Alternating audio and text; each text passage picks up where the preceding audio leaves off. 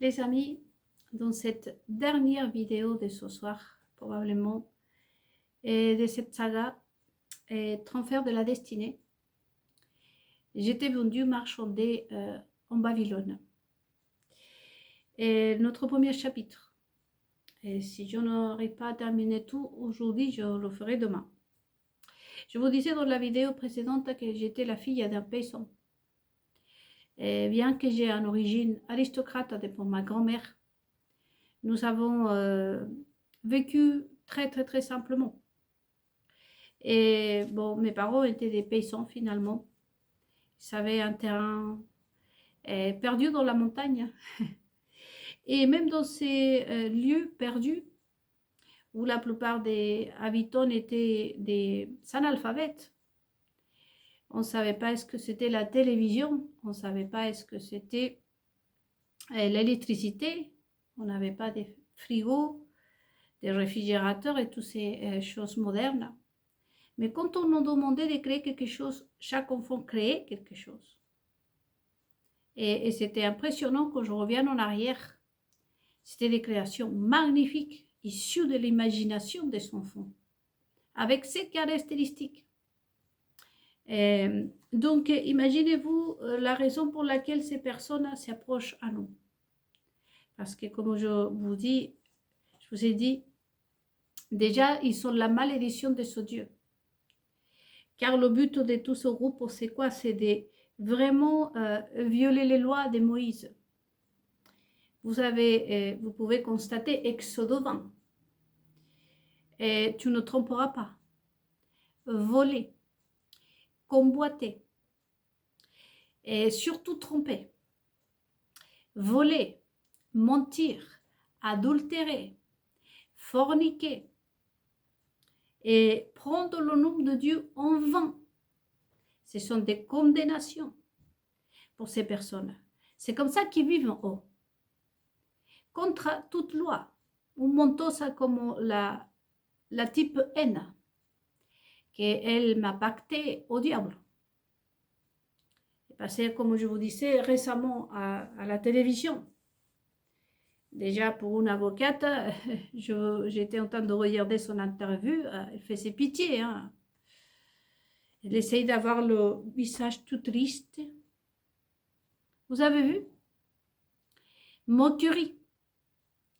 Parce que dans son discours, comme représentant de la justice, elle a dit que la justice ne va pas tolérer des fausses informations et que les personnes, même un handicapé a été condamné.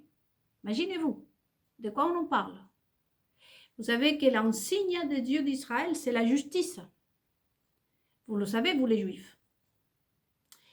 Et une femme qui, je passais sur sa page, comme je vous dis, toutes ces vidéos sont altérées, toutes ces interviews, comme vous pouvez le constater, c'est que de faux, que de mensonges. Si on revient au cas et on prend ces mots, c'est surtout les Français qui peuvent l'accuser de répandre la fausse rumeur.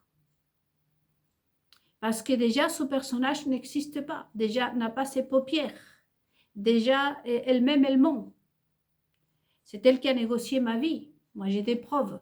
Nous avons des preuves, comme je vous dis. C'est même pas question de que j'ai des preuves. Et pourtant, vous savez vraiment, vous l'avez vu, vous pouvez regarder son interview, surtout vous que vous êtes juif, prendre la justice, que c'est l'insigne de Dieu d'Israël. Imaginez-vous que quand je suis arrivée en France, la tradition, c'est la galette de roi.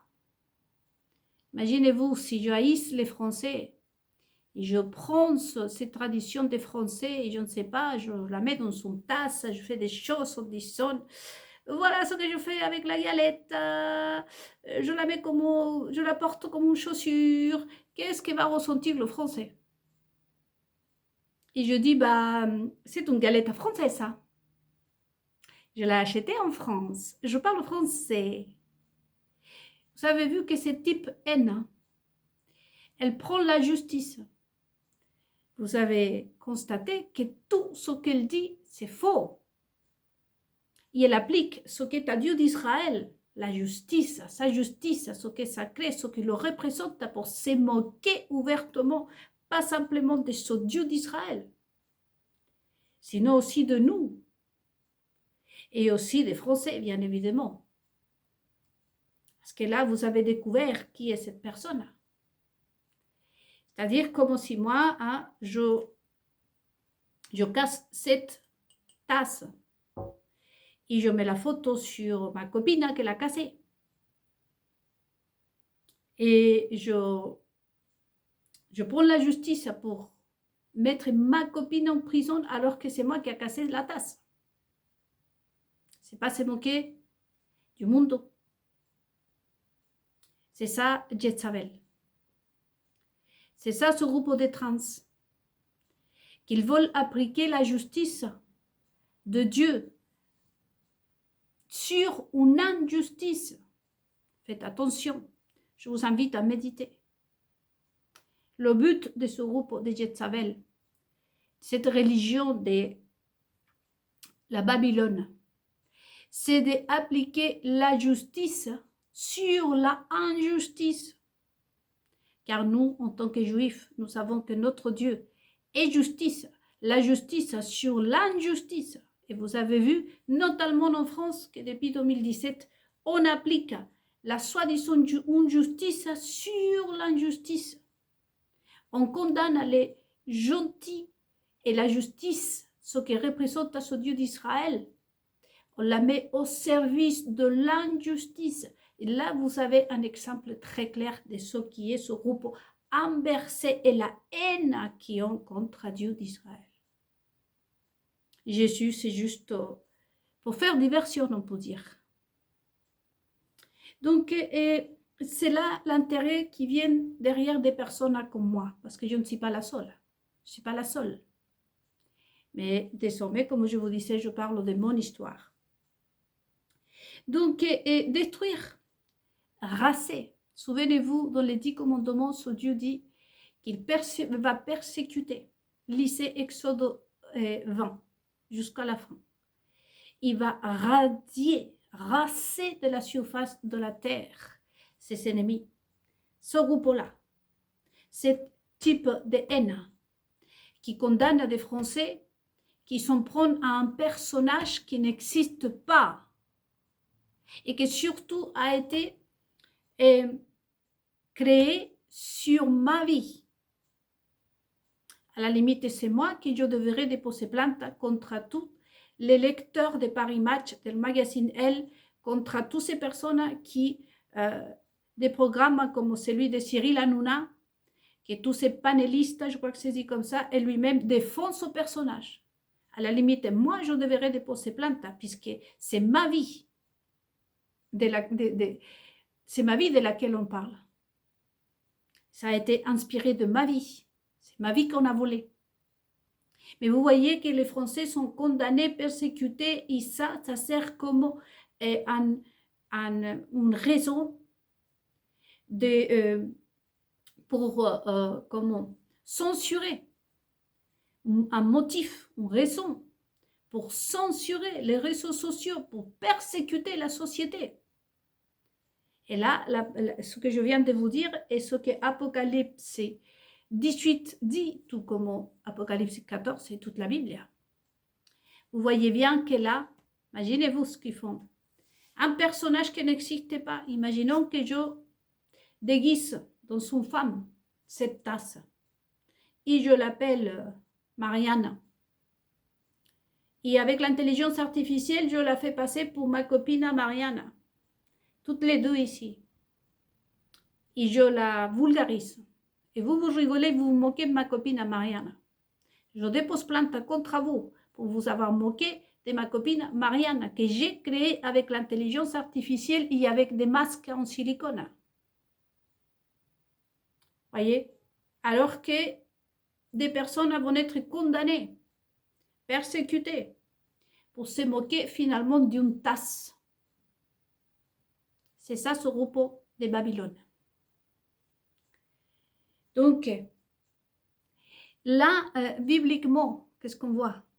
Un signe de Dieu d'Israël, non, Dieu d'Israël, ta justice, nous, on va l'appliquer comme nous, on veut. On va appliquer ta justice sur les sans justice. On ne va pas faire comme tu veux qu'on fasse. On va te éradier. Non, non, non, c'est pas moi qui va être éradié de la surface de la terre. C'est toi qui vas être éradié de la surface de la terre, de la surface de la terre. Hein? Nous allons accomplir ta promesse que tu as faite à ton peuple. La plupart de ces personnes, vous le savez, qui sont à la tête d'Israël. Parce que l'autre but, bien évidemment, c'est s'asseoir au trône d'Israël, sur la tête de ce roi d'Israël. Donc, les responsables et les participants, on va dire les participants de Babylone, les religieux de Babylone, vous le savez très bien, hein, qui ils sont. Ils n'ont pas besoin de lever la main et dire ben non, ben oui, non. Hein, on les connaît. Donc, on va avancer. Négocier ma vie au diable. Le but, c'est que moi et vous, on tombe dans l'adultère. C'est que vous que vous êtes mariés par amour, vraiment. Et toutes ces promesses que vous l'avez faites à votre amoureuse, je t'aime, je veux vivre ma vie avec toi, tu es la femme de ma vie. Et au retour, vous avez eu aussi, parce que j'ai vécu ça. Peut-être pas intensément, mais néanmoins, je partis avec mon conjoint pour finir la vie ensemble. Et tout d'un coup, je fais face à un homme violent. Et qui tout d'un coup devient un menteur, un trompeur. Et que la société condamne. Et à mon tour, moi aussi, je suis condamnée pour le fait d'avoir prononcé ces mots à un homme violent. Et je passe pour une débile mentale. Pour quelqu'un qu'il faut enfermer dans un hôpital psychiatrique, qu'il faut se soigner. C'est ça. C'est ça, ce repos. C'est pour ça. Pour que casser tout. Et que nous sommes tous condamnés nous-mêmes d'abord.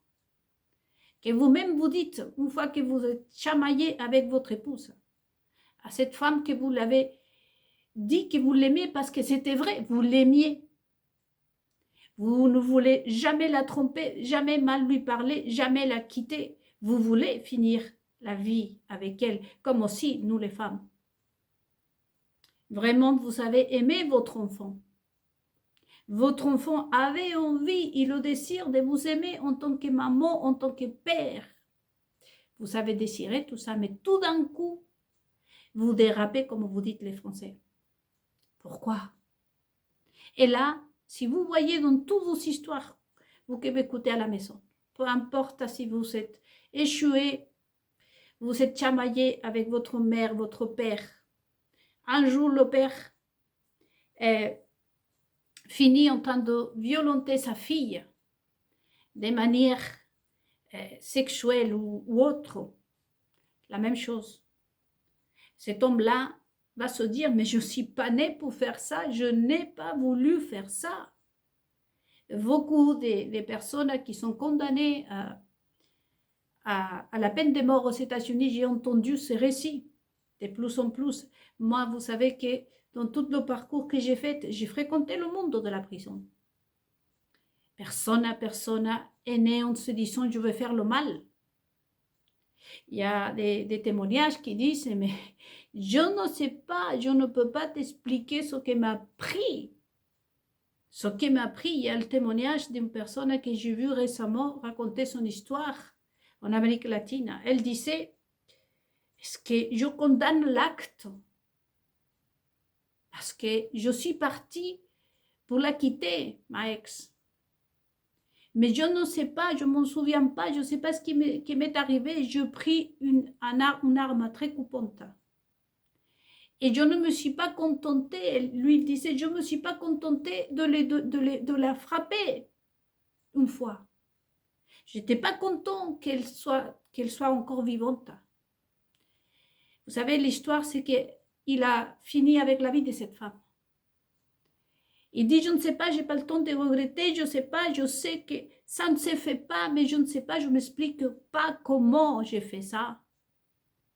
Voyez, là, il y a eu une rébellion d'un homme, d'une femme morte, tu ne tueras point. Mais en même temps, au niveau spirituel, il y a eu 2 meurtres. Parce que cet homme aussi est mort en même temps. C'est ça Lucifer. C'est ça ce groupe. Qu'est-ce qu'il nous vole? Détruire, aller contre la loi de Dieu, voyez-vous. C'est comme ça que vous les reconnaîtrez. Regardez ce qu'a dit Jésus-Christ. Souvenez-vous, par le fruit, vous les reconnaîtrez. Je vous laisse vraiment à méditer sur la conduite et les 10 commandements. Exode 20, ça devrait être y compris pour vous, les croyants de l'Orient et les autres religions. Vous voulez savoir face à qui vous êtes pour que plus jamais on vous accuse injustement. Exode 20. Pardon, j'allais le dire en espagnol. Exode 20.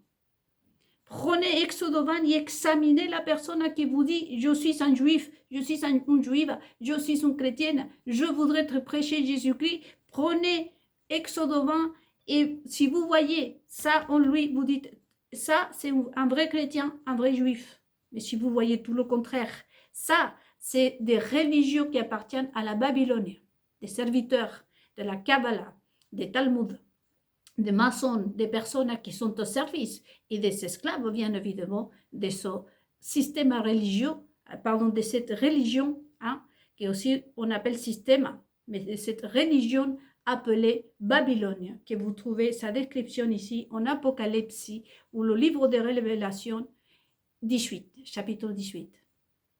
Donc, c'est ça la finalité. Et c'est approprié, bien évidemment, de les richesses. Là, on l'a vu dans le cas de Jézabel en Israël. Il n'en restait plus rien parce que comme ils sont maudits, comme je vous disais, tout ce qui touche, déjà ils n'ont pas la capacité de créer, tout ce qui touche sont remplis de peste, remplis de haine, remplis de choses. Ça ne peut pas produire. Imaginez que cette personne, quelqu'un l'offre une plante. Au moment que sa personne va toucher cette plante, va la mettre dans sa peau, cette plante va sécher. Imaginez-les comme ça. Donc, ils veulent s'approprier de la richesse de nous, les enfants de Dieu. Voyez? Parce que nous, on prie. Nous, on est dans la connexion avec Dieu, constamment. Voyez? Imaginez-vous en peur. Les bateaux sont constamment en train d'arriver chez nous. Mais eux, ils n'ont rien du tout. Donc, qu'est-ce qu'ils vont faire?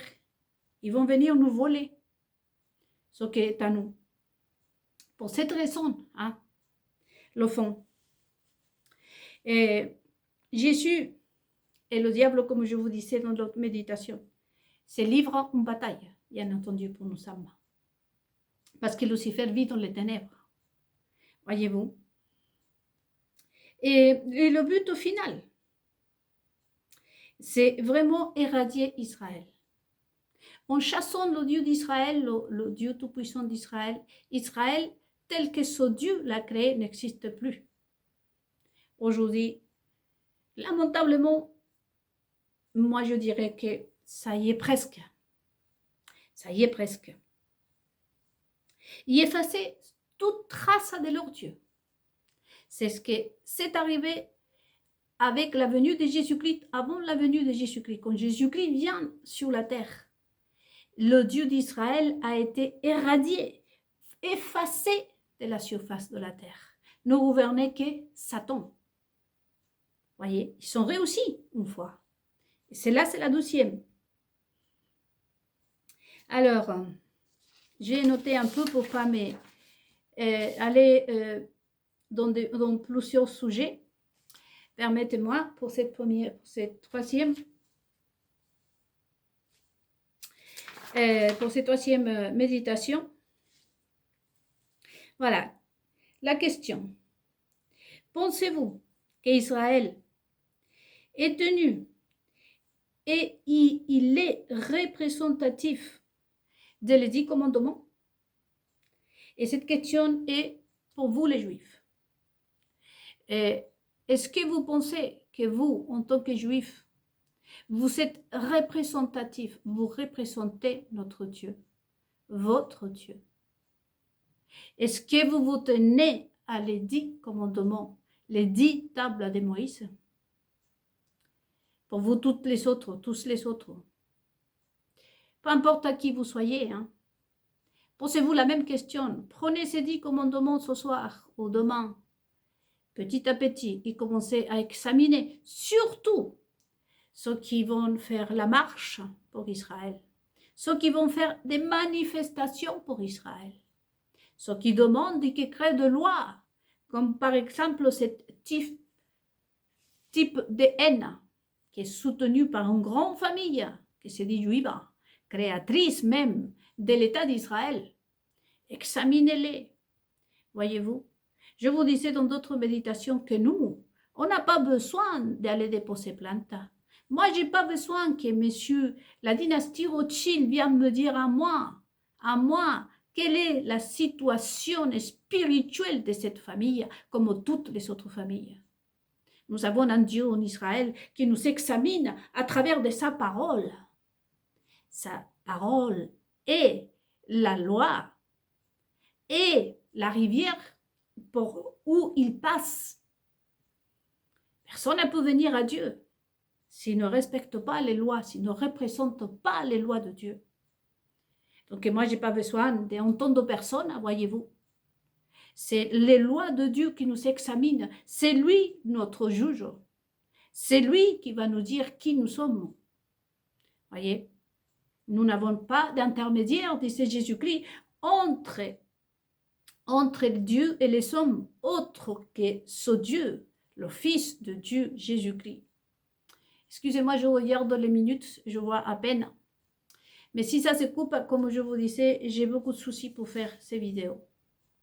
Donc, dans cette première partie, le transfert de la destinée, on a vu le pourquoi.